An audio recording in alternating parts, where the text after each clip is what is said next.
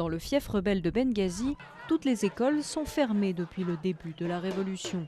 3 mois donc que les salles de classe sont vides, à cause bien sûr de l'insécurité qui règne dans la région, mais pas seulement.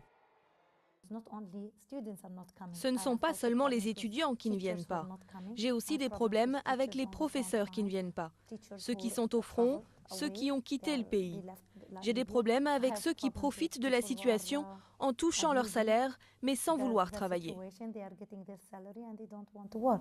Mais si les vacances prolongées étaient amusantes au début, certains enfants commencent à se lasser. Quand je me réveille le matin, je passe des heures à la maison, puis je vais voir mes copains dans les rues quelques heures et puis je rentre. Si certains tuent le temps en jouant au foot, nombreux sont ceux qui travaillent comme volontaires.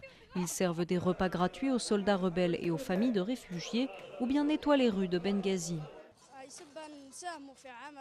On fait ça volontairement car on a plein de temps libre. On a du temps libre pour nettoyer notre ville. Quelques écoles ont quand même rouvert leurs portes de manière informelle. Dans celles-ci, on ne donne pas de cours, mais on accueille chaque jour près de 600 enfants âgés de 3 à 15 ans. Un véritable soulagement pour les parents.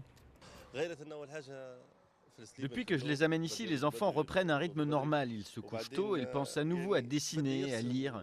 Ce n'est pas encore parfait à 100%, mais c'est déjà bien. Un retour à la normale, ou presque. Dans les rues de Benghazi, les volontaires travaillent dur. Une armée d'enfants trop jeunes pour aller au front, mais suffisamment âgés pour vouloir jouer un rôle, aussi limité soit-il, dans la révolution en cours dans leur pays.